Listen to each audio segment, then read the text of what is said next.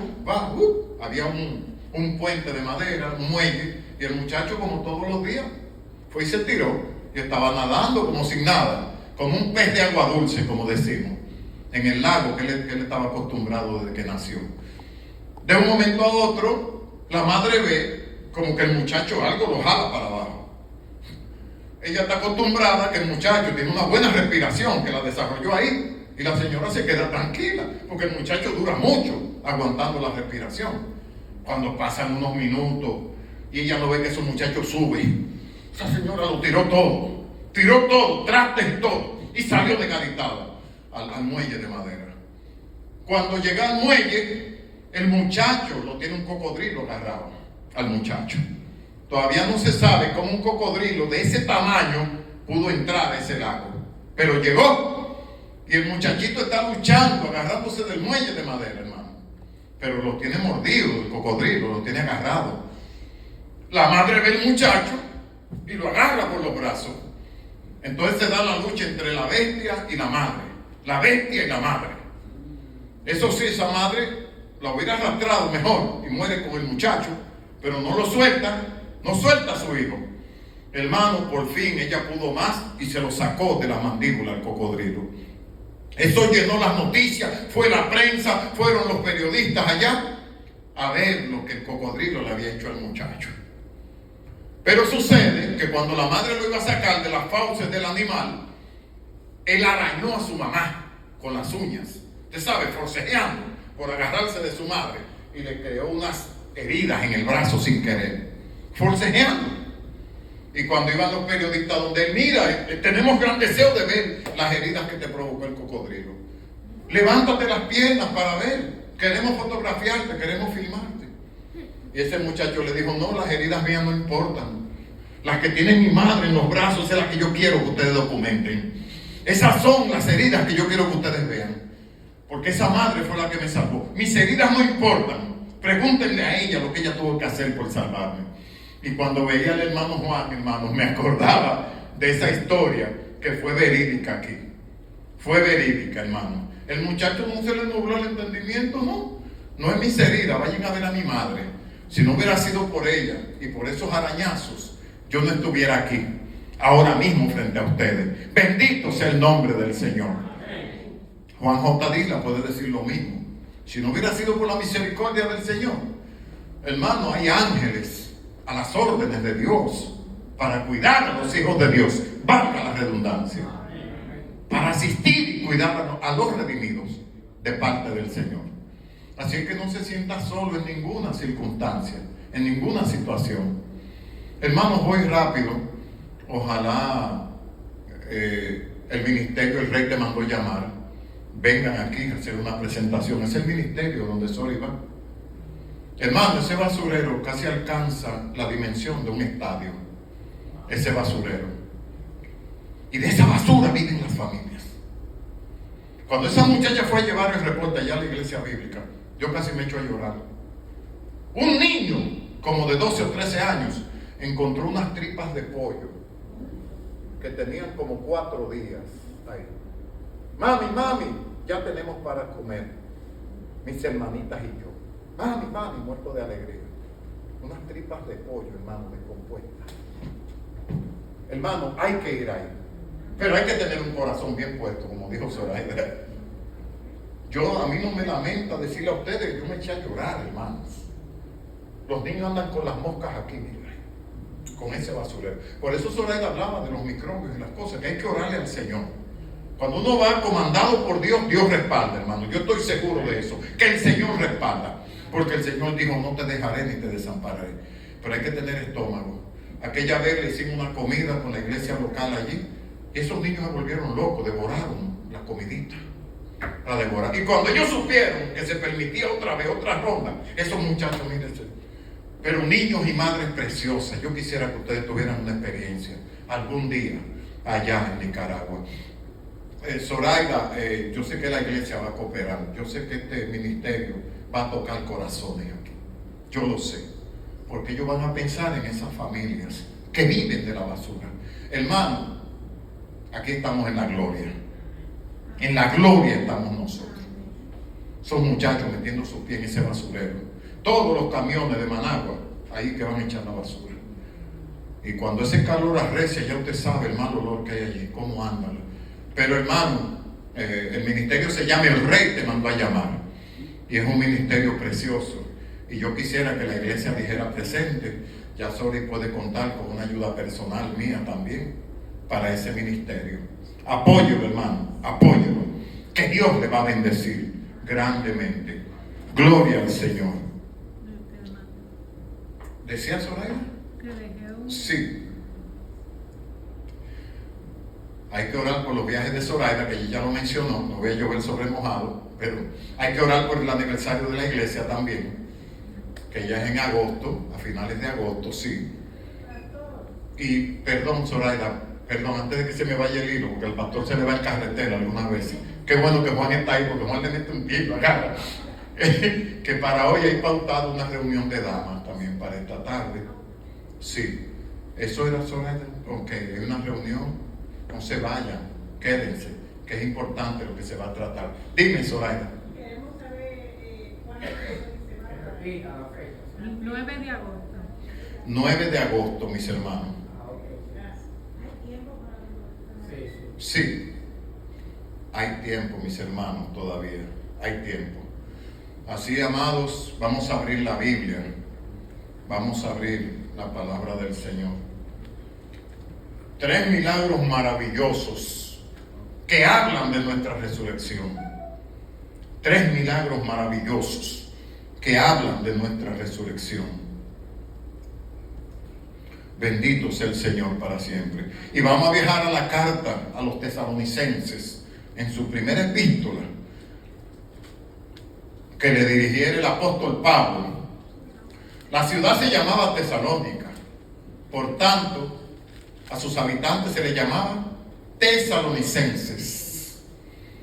Y como en la mayoría de las ciudades en los Países Bajos, estaba en Grecia, ubicada en Grecia, esta ciudad, en el Asia Menor específicamente. Vamos a leer Primera de Tesalonicenses, su capítulo 4, hermanos. Les voy a pedir que nos pongamos de pie, hermanos queridos. Filipenses 4, desde el verso 13 hasta el 18. Primera de Tesalonicenses capítulo 4, del verso 13 hasta el 18. Mabel, un saludo, mi vecina, y Eufemia también, que están por allá. Amén. Qué bueno que están en la iglesia, alabando al Señor. Ingrid, estuvimos orando por ti. ¿Cómo tú te sientes? Mejor, orando intensamente por ti. Tú no sabes cuánto te amamos. Tú tienes una idea, pero tú no sabes todavía cuánto te amamos acá, en la iglesia del Señor. Amados, tómense su tiempo, porque el tiempo es del Señor. En esa primera carta de Pablo a los tesalonicenses. Capítulo 4, 13 hasta el 18. 3 milagros maravillosos que hablan de nuestra resurrección. Y dice la palabra del Señor, confiando en que todos tienen la porción.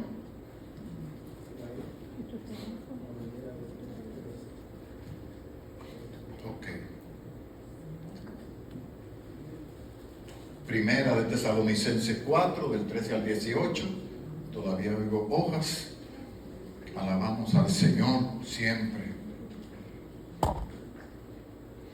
Aquí tiene un encabezado, el consuelo de la venida de Cristo. Hay un consuelo poderosísimo cuando pensamos en el regreso de nuestro Señor. Y la palabra del Señor dice así. Pablo escribiendo a sus hermanos en Tesalónica: tampoco queremos, hermanos, que ignoréis acerca de los que duermen, para que no os entristezcáis como los otros que no tienen esperanza. Porque si creemos que Jesús murió y resucitó, así también traerá Dios con Jesús a los que durmieron con él. Por lo cual os decimos esto en palabra del Señor, que nosotros que vivimos, que habremos quedado hasta la venida del Señor, no precederemos a los que durmieron. Porque el Señor mismo, con voz de mando, con voz de arcángel y con trompeta de Dios, descenderá del cielo, y los muertos en Cristo resucitarán primero. Luego nosotros, los que vivimos, los que hayamos quedado, seremos arrebatados juntamente con ellos en las nubes, para recibir al Señor en el aire, y así estaremos siempre con el Señor. Por tanto, alentaos los unos a los otros con estas palabras. Yo quiero, antes de orar, hermano, que ustedes repitan conmigo el verso 17, donde está la palabra arrebatados. Yo quiero que usted lo lea conmigo. Luego nosotros, los que vivimos, los que hayamos quedado, seremos arrebatados juntamente con ellos en las nubes para recibir al Señor en el aire, y así estaremos siempre con el Señor. Hermano Juan, implórele al Padre para que nos dirija en esta tarde y nos dé el conocimiento que Él tiene a través de su Santo Espíritu. Señor Jesús, te damos las gracias, Señor, por darnos una oportunidad maravillosa, honrosa, grande. Sí, Padre. De estar aquí presente, Señor, en tu casa, para que podamos seguir orándote aquí, Señor. Sí, Señor. Y bendiciéndote, y nosotros bendecimos con tus bendiciones. Por eso te daremos siempre la gracia, Señor, en el nombre del Padre, para que nos permita siempre estar contigo a tu lado, presente en la mente y dispuesto, Señor, a todo lo que sea posible para que seamos bendecidos contigo. En el nombre del Padre. Amén. Amén y amén. Se pueden sentar, amados hermanos. Se pueden sentar.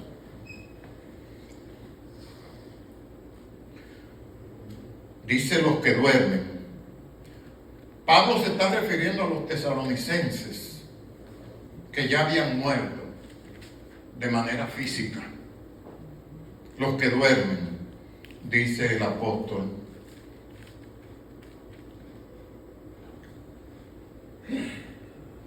Al parecer los tesalonicenses estaban preocupados.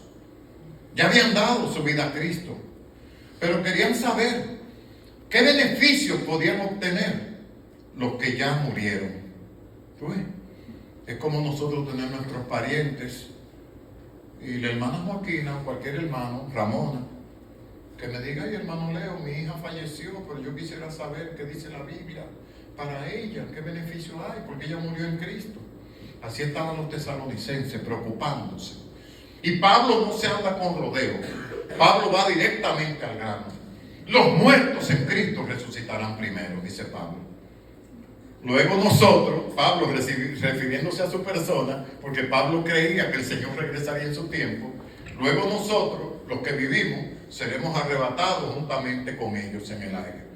Y así estaremos siempre con el Señor. Es interesante, hermanos, es interesante el término "y seremos arrebatados". Arrebatado significa el rapto de la iglesia. Eso es lo que significa. El rapto de la iglesia. Cuando el Señor venga a buscar a su pueblo. Los aviones se van a quedar sin piloto en el aire. Los hospitales se van a quedar sin sus médicos si eran creyentes. Los supermercados se van a quedar sin empleados si fueron creyentes. Todos desapareceremos de la faz de la tierra. A eso es lo que se refiere Pablo cuando dice: y seremos arrebatados en el día del Señor. Tres maravillosas promesas de nuestra resurrección. Hermano, el término rapto no aparece en la Biblia. Usted no lo va a encontrar. Pero lo que es arrebatados y rapto quiere decir lo mismo. Tomados por fuerza es lo que quiere decir. Cuando el Señor nos transforma en un abrir y cerrar de ojos, eso es lo que el Señor está haciendo. Arrebatando a su pueblo antes de que venga la gran tribulación al mundo. Aquí. Esto va a ser una calamidad. Dice Apocalipsis 9 que los hombres desearán morir y la muerte huirá de ellos. Usted sabe lo que usted está en un tormento. Y usted anhelar morir. No querer, no, Gladys. No simplemente desear. Anhelar morir. La cosa es grande. Usted lo puede buscar en Apocalipsis 9. Los hombres ansiarán morir y la muerte huirá de ellos. Ustedes no mueren ahora, ¿no? Viene un tormento indescriptible, hermanos, cuando la iglesia sea llevada de aquí. Porque el Santo Espíritu de Dios se irá con nosotros. Ya la sal de la tierra se habrá ido con el Señor. Nosotros somos la sal de la tierra. Este planeta está sazonado y todavía es soportado por Dios, porque el pueblo redimido todavía está orando e intercediendo al Señor. Este mundo debería estarnos agradecidos a nosotros todo el tiempo. Deberían decirle, ahí oran por nosotros. Todavía la misericordia de Dios está aquí porque los redimidos están aquí. Cuando el Señor venga a buscar a su pueblo, el Espíritu también se va. Y bueno, yo no sé qué será, hermano. Va a ser terrible. Pero el término rapto no aparece en la Biblia. Pero la idea de que los santos serán arrebatados, según el verso 17, para reunirnos todos en la segunda venida del Señor, aparece aquí y en Mateo capítulo 24, del verso 30 en adelante. El mismo tema, en una referencia perfecta, en una sincronización perfecta entre Mateo capítulo 24, verso 30 en adelante, y esta segunda de Tesalonicenses capítulo 4. Amado, este es uno de los más amados pasajes acerca de la segunda venida de Cristo. Y también uno de los más detallados, uno de los que más habla en detalles acerca de la segunda venida del Señor. Se nos dice que se producirá un anuncio triple de la venida del Señor. Un grito o sonido fuerte, la voz de un arcángel y la trompeta de Dios, dice el verso 16. Además de esto, se ofrecerá una triple promesa. Una triple promesa. Hay tres sonidos fuertes: voz de mando, voz de autoridad, voz de arcángel y trompeta de Dios. Tres sonidos de autoridad. No hay fuerza en la tierra que pueda detener esa representación cuando Cristo venga. Y ahí están las tres promesas también, de las que debemos todos estar abrazados. Primero, porque los muertos en Cristo resucitarán primero. Esa es la primera promesa. Mis seres queridos que creyeron en la redención de la sangre de Cristo serán levantados primero. Luego nosotros seremos arrebatados juntamente con ellos. La segunda promesa. Tercero, estaremos siempre con el Señor. Al final usted ve que Pablo dice: y alentaos los unos a los otros con estas palabras. Porque, hermanos, pensar en la resurrección y los beneficios que va a tener, deberíamos estar pensando en el tiempo de la resurrección. Deberíamos estar pensando constantemente en la venida de Cristo. ¿Por qué? Porque tiene mucho beneficio pensar en nuestra reunión con el Señor. Ya que esto nos ofrece, pensar en la venida de Cristo, nos ofrece un fortísimo consuelo. Un fuerte consuelo sobre las cosas que no entendemos en esta vida. El sufrimiento humano. ¿Por qué mueren los niños de leucemia a los 2 o 3 años? ¿Por qué se mete un tirador en una escuela y arrebata 15 vidas, 20 vidas? ¿Por qué un conductor irresponsable, intoxicado por alcohol, mata gente inocente? Cuando pensamos, porque uno dice: Señor, ¿pero qué es esto? Cuando uno piensa en la venida del Señor, donde todas las cosas van a ser puestas en sitio, aunque uno no entiende el por qué, cuando uno piensa en la venida del Señor, uno encuentra consuelo. Podemos decir: bueno, Señor, yo no entiendo, pero tú sí lo sabes, Señor, y yo voy a encontrar consuelo en tu conocimiento. Yo no puedo cambiar esto, este mundo injusto, pero voy a encontrar alivio en que tú sí lo sabes todo, Señor. Y yo le exhorto, hermano, que busquen alivio en eso. Piensen en nuestra reunión con nuestro Señor Jesucristo. Amados, los dolores y la tristeza que llegan a tu vida tienen un sentido y tienen una razón, aunque nosotros no entendamos por qué. A veces estamos abrumados de pruebas. Pero créeme, tiene un sentido y tiene una razón los sufrimientos que puedan llegar a tu vida. Pero tienen un sentido cuando tenemos fe. Si no hay fe, se nos va, mire, la mente y preguntando por qué, por qué, por qué. Tiene sentido cuando tenemos fe y cuando tenemos la confianza puesta en las Sagradas Escrituras, hermano. Bendito sea el Señor. Entonces es beneficioso pensar en nuestra reunión con el Señor.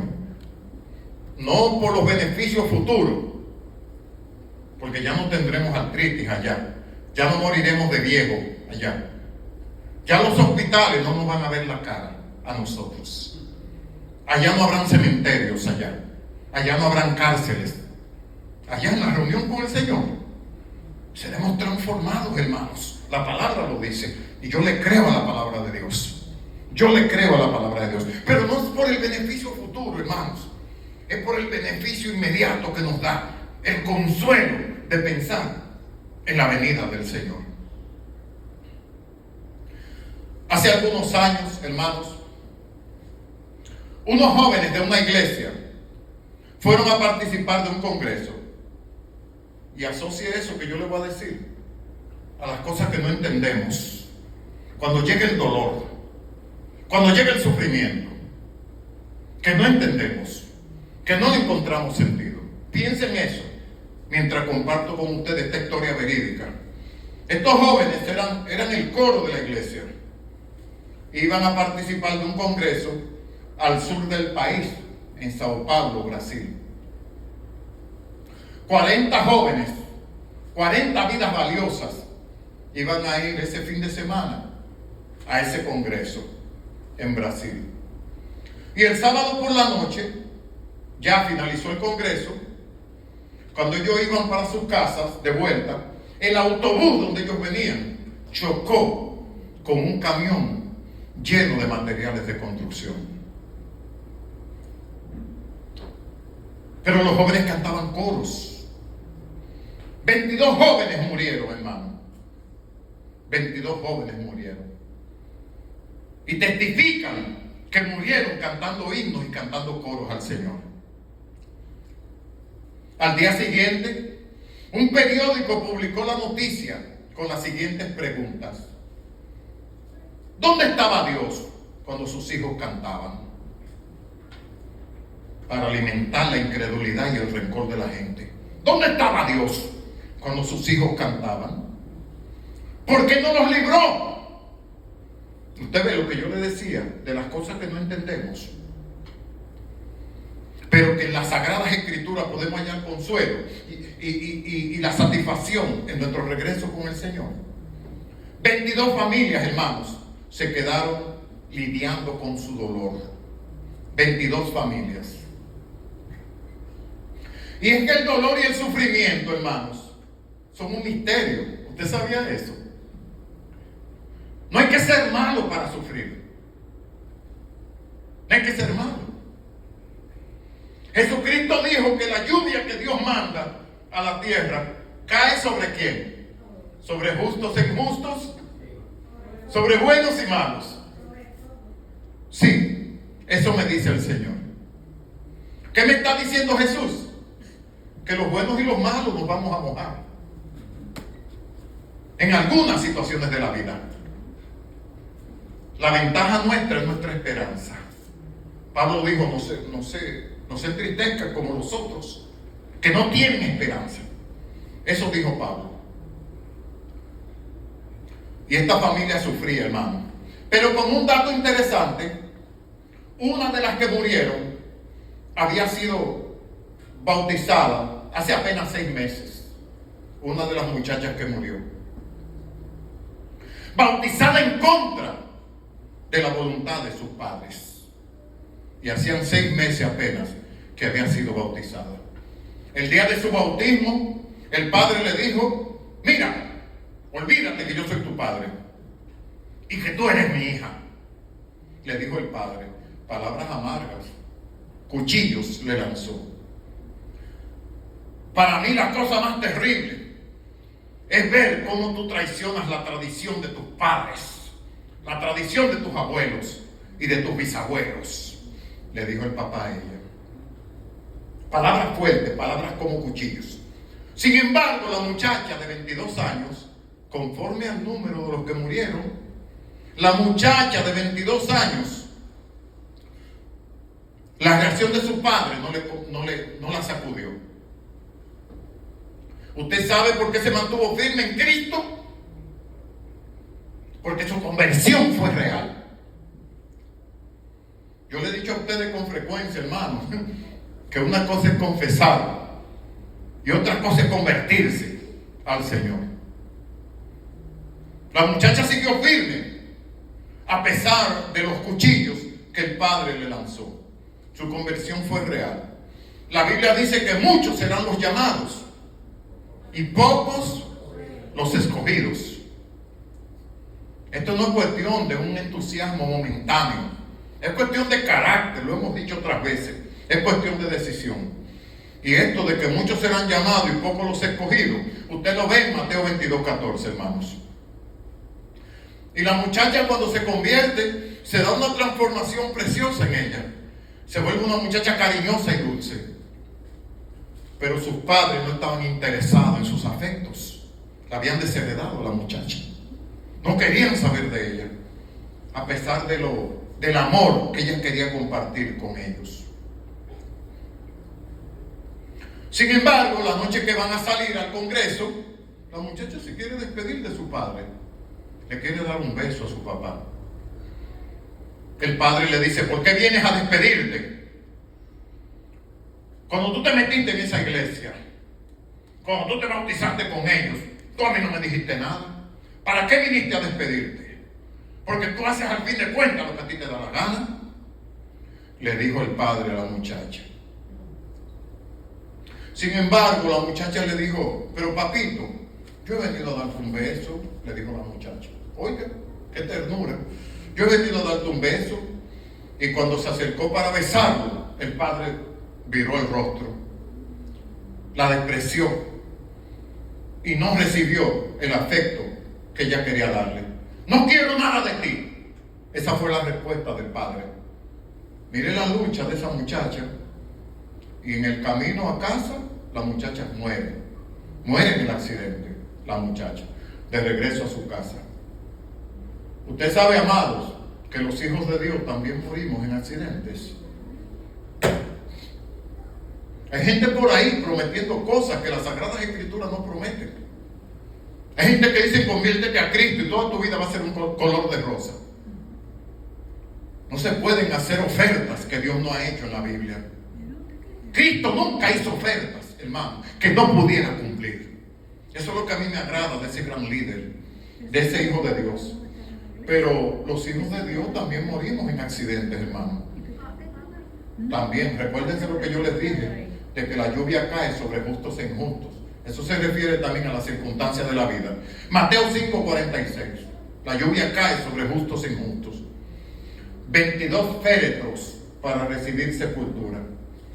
Los jóvenes que sobrevivieron cantaban mientras iban a enterrar a sus compañeros. Sus amigos, sus hermanos iban a ser enterrados y ellos cantaban: bendito sea el Señor. También lloraban. Sus ojos estaban llenos de lágrimas, pero cantaban. Cantaban, hermanos. ¿Saben por qué ellos lloraban? ¿Y por qué también cantaban? Lloraban por la tristeza que provoca la despedida. ¿Por qué cantaban? Porque tenían una esperanza. La esperanza que Pablo menciona aquí en esta lectura. No se entristezcan ustedes como los que no tienen al Señor. No se entristezcan como los que no tienen esperanza, dice Pablo aquí. Tenían esperanza, hermanos. Y quienes han puesto su confianza en Cristo son capaces de cantar en medio del dolor. ¿Usted sabía eso? Los que han confiado en Cristo son capaces de cantar en medio del más fuerte dolor que los puede estar partiendo por la mitad. Eso lo hace el Espíritu de Dios. Y el padre de la muchacha estaba allí en la sepultura, hermano.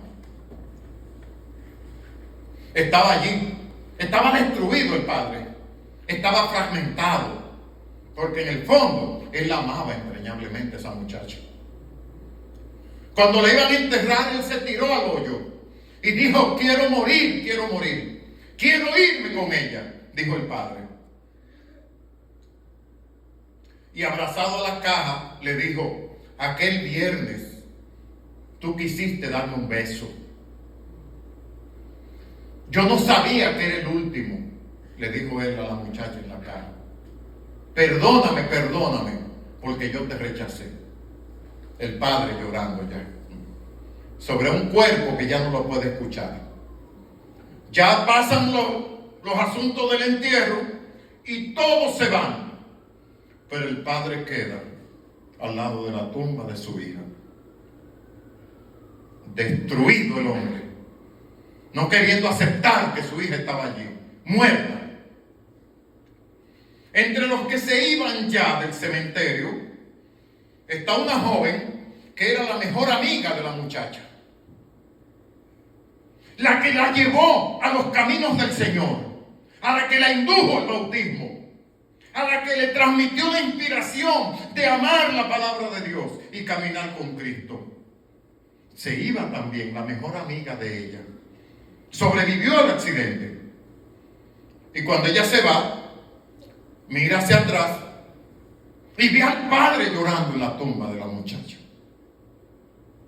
Ella dice dentro de sí, yo sé que este señor no quiere hablar con nadie, pero yo volveré.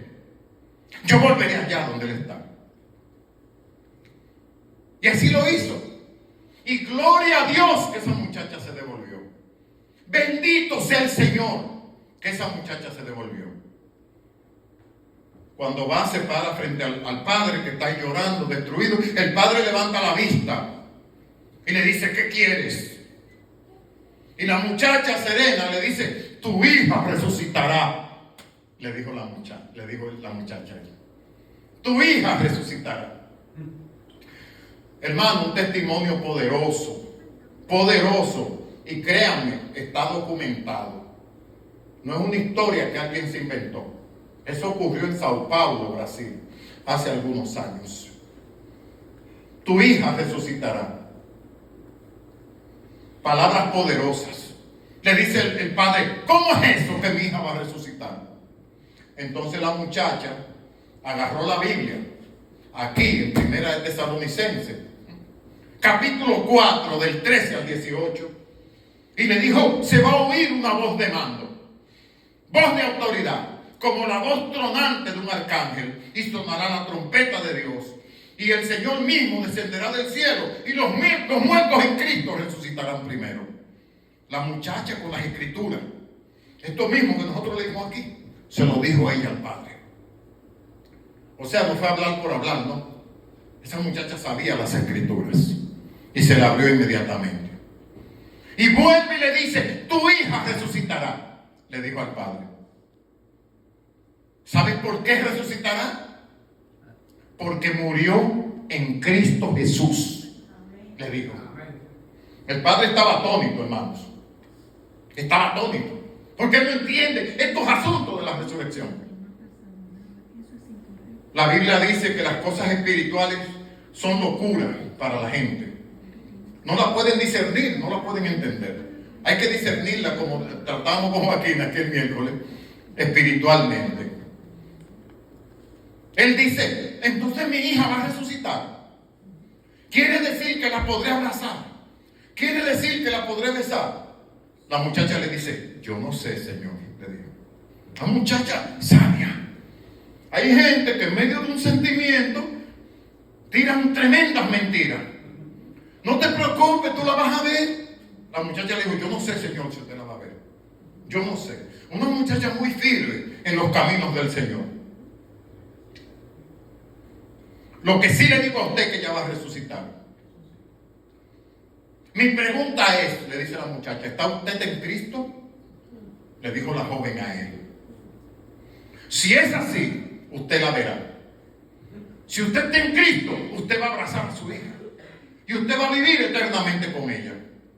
Si está en Cristo. Entonces el hombre dice con labios, dice, ¿y qué debo yo hacer para estar en Cristo? ¿No les recuerdan eso a la pregunta del carcelero de Filipo? ¿Qué he de hacer para ser salvo? Ojalá los inconversos corran a nosotros y nos digan con un deseo sincero, ¿qué yo he de hacer para ser salvo? Ojalá. Eso es música a mis oídos. Decirle a las personas, yo sé que la de ustedes también, mostrar a la gente el camino del Señor. Eso le dijo el padre para sorpresa de la muchacha. Y la muchacha le dice, diga con sus labios, confiese a Jesucristo. Diga que usted cree de todo corazón que Dios le levantó de entre los muertos. Dígale que quiere caminar con Él. Dígale que usted quiere que Él sea el Señor de su vida. Dígale que usted se arrepiente de sus pecados. Hermanos, para no hacerle larga la historia, ese señor se convirtió y se bautizó. Se convirtió la esposa y se bautizó. Se convirtieron los hijos y se bautizaron. Bendito sea el nombre del Señor. Yo comencé diciéndoles que hay cosas que uno no entiende. Pero los buenos sufren también. Los buenos sufrimos. La lluvia cae sobre justos e injustos. Pero aquí yo me atrevo a decir quizás. Soy muy cuidadoso cuando voy a dar un concepto mío y cuando voy a dar palabra de Dios. Yo digo quizás en el pensamiento y la necesidad de Dios en cuanto al amor de sus hijos, fue menester que la muchacha muriera para que esta familia hubiera podido llegar al conocimiento de la verdad y ser salvos también. Esto es un quizás, porque yo respeto mucho este púlpito. Yo no quisiera nunca ponerle palabras a Dios en la boca, pero quizás Dios es que conoce las sazones, hermanos. Quizás esa gente todos iban a perder en el infierno. Tiene que morir esta joven que era la joya de la familia, para que el padre crea y se bautice, para que la madre, llena de tradiciones, venga, se convierta y se bautice, y los hijos y toda la familia llegan al conocimiento de Cristo realmente, hermano, y se convierten todos al Señor. Hay cosas que no entendemos, hermanos, pero descansemos en la imagen de nuestra reunión con el Señor. No habrá más tristeza, pero no por los beneficios de allá, por el consuelo de aquí. Pensemos en el beneficio del Señor. Y este testimonio a mí me conmovió, porque hicieron de Cristo el Señor de su vida. Pero aquella muchacha que murió apenas con 6 meses de bautizada, y el padre le lanzó todos esos dardos de desprecio, eso fue una conversión real. Porque esa muchacha no se salió de los caminos de Cristo, a pesar del rechazo de la familia. Es como si ella y el Evangelio se hubieran fundido juntos ahí, como se funden los metales, que para usted separarlo mejor se rompen. Así deberíamos nosotros estar fundidos en el Evangelio de nuestro Señor y Salvador Jesucristo también. Bendito y alabado sea el Señor. Amado, descanse en que Dios sabe todas las cosas. Encuentre consuelo en eso, en que Dios sabe todas las cosas. Hay padres que viven envenenados. ¿Y por qué mi hijo murió de leucemia a los 3 años? Si mi hijo no le hizo daño a nadie. ¿Por qué mis seres queridos que iban para la escuela, viene un borracho intoxicado, se sube en la acera y me los mata? Encontremos consuelo, amados, en la venida del Señor. Pero aquí, en este enredo de cosas en este mundo, y analice bien lo que Pablo dice aquí. Analice bien. Los tesalonicenses querían saber. Y Pablo dice, no se entristezcan como los que no tienen esperanza. Esos muchachos lloraban y cantaban. Y vuelvo y repito, lloraban por la pena de ver a sus hermanos ir a ser enterrados. Cantaban porque tenían una esperanza viva. Y esa es la esperanza que tú y yo tenemos hoy.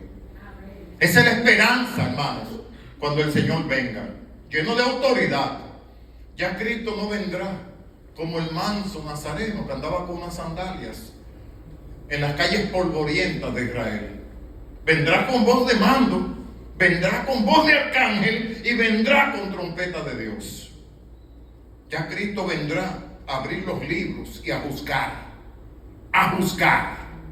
a sentenciar a un mundo que fue más mundano que espiritual. Un mundo que por más que se le predicó, nunca ablandaron su corazón y se lo dieron al Señor.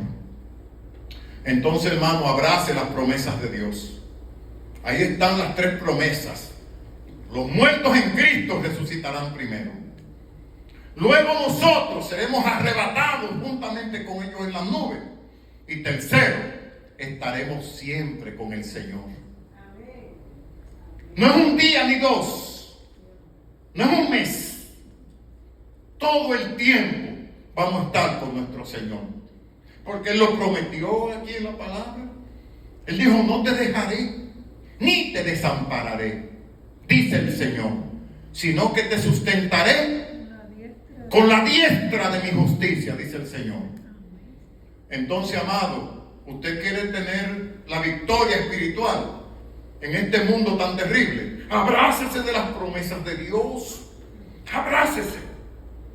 Lo que Dios prometió, grítelo a los 4 vientos, que tendrá cumplimiento.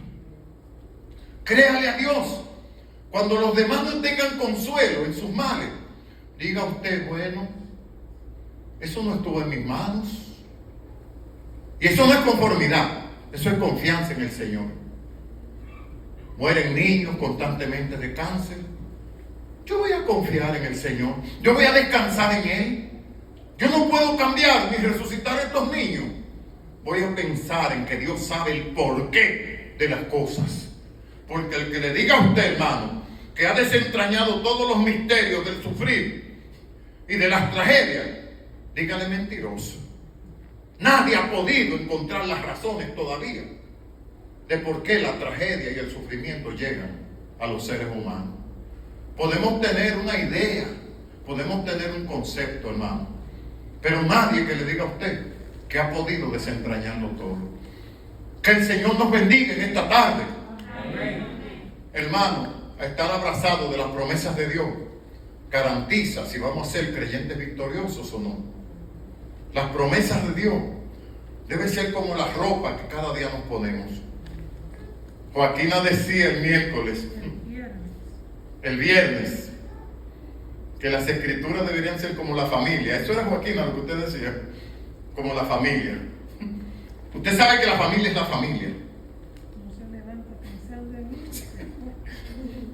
No importa que usted tenga que jalarse el pelo, ahí está la familia. Usted se puede ir a China, ahí está la familia. Pero yo le digo a la gente, no se disguste demasiado, porque como quiera que sea la familia, ¿qué vamos a hacer?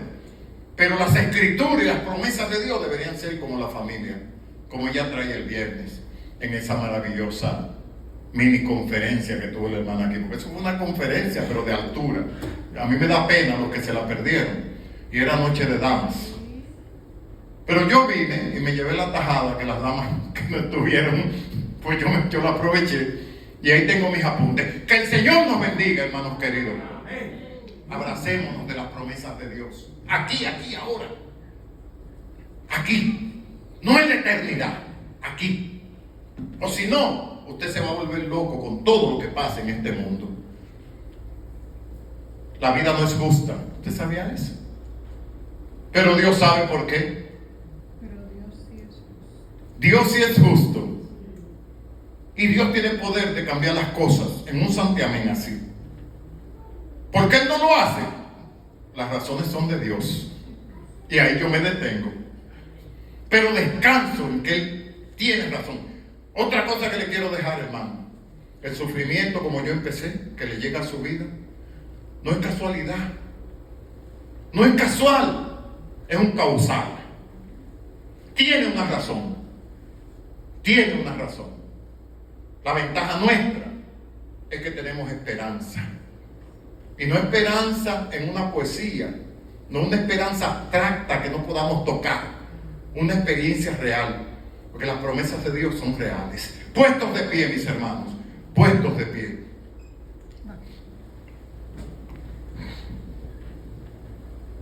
Ese padre lloró cuando aquel viernes la muchacha quería despedirse con un beso.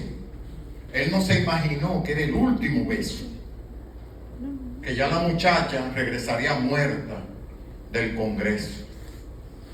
Esto tiene una tremenda enseñanza para nosotros. Fortalezcamos nuestras vidas en el Señor. Y si hay alguien aquí en medio nuestro, y le pido que cerremos nuestros ojos, que siente que su vida no es óptima delante del Señor, vamos a orar. Vamos a orar. Pero puede ser la última vez. Nosotros estamos predicando aquí hoy. No sabemos si mañana vamos a estar aquí. No sabemos. Si alguien no siente que tiene una relación óptima con el Señor, si alguien está dudando de las promesas de Dios, oremos. Oremos, hermanos. Oremos. No esperemos lo peor. Padre rechazó el beso de su hija y le dolió en el alma. Pero por lo menos el padre tuvo una segunda oportunidad de verse con su hija en la eternidad y en el cielo. La gente de este mundo que no busca de Dios, y nosotros los cristianos, hermanos, si no ponemos las cosas donde van, podemos sufrir amargamente, ¿saben? Hay que buscar a Dios mientras pueda ser hallado. Hay que llamarle en tanto que está cercano, dice la Biblia. No tienen que pasar al frente. Si alguno tiene la necesidad de la oración, hablemos allá en el lobby y oraremos por usted delante de la presencia del Señor. Si hay alguna vida que no se ha convertido a Cristo, como estaba ese padre, en esta tarde te ofrecemos al Señor. En esta tarde te ofrecemos a Jesucristo. A los amigos que nos escuchan a través de estos medios, hoy puede ser el último mensaje. Solamente Dios sabe. Va a llegar el día que no se va a oír más del Evangelio. No se va a oír más un testimonio. No se va a oír más un himno ni un coro. La tierra quedará en un silencio terrorífico. Porque es una señal de que el pueblo de Dios ya se fue. Y viene el anticristo. A los amigos que nos escuchan, que no espere demasiado tarde, como esperó este padre. Pero qué bueno que se arrepintió. Qué bueno que se bautizó y entregó su corazón a Cristo. Simplemente que confiese que Jesús es el Señor. Y cree en tu corazón que Dios lo levantó de entre los muertos. Dice Romanos 10. Y serás salvo. Dice la palabra. Y yo le creo a la palabra de Dios. Vamos a orar, hermanos. Padre Celestial, gracias por tu palabra. Y gracias por esa joven valiente, Señor, que llevó a esa muchacha a los caminos del Señor. Le transmitió su influencia y las delicias de crecer en las Sagradas Escrituras. La indujo a bautizarse también. Gracias por esa vida que ya cuando todos se iban del cementerio, ella dio media vuelta y vio a ese padre destruido abrazado en la tumba de su hija. Y ella dijo resueltamente: yo volveré. No importa lo que me diga, yo volveré. Yo sé que él no quiere hablar con nadie, pero yo volveré. Y las palabras que le dijo fue: tu hija resucitará. Gracias. Señor, danos esa visión a nosotros también. Muchas vidas destruidas aquí afuera. Ayúdanos a volver también. Ayúdanos a dar media vuelta y a rescatar a los perdidos, Señor. A transmitirle, Padre, el sabor el deleite que es caminar contigo, Señor. El deleite que provocan las Sagradas Escrituras, que dice que es más dulce que la miel que destila del panal. Gracias, Señor. Gracias, Dios mío. En el nombre de Jesús. Amén y amén. El Salmo 19:14. Sean gratos los dichos de mi boca y la meditación de mi corazón delante de ti, oh Jehová, roca mía y redentor mío. Y el pueblo de Dios dice: amén. Que el Señor nos bendiga, hermanos.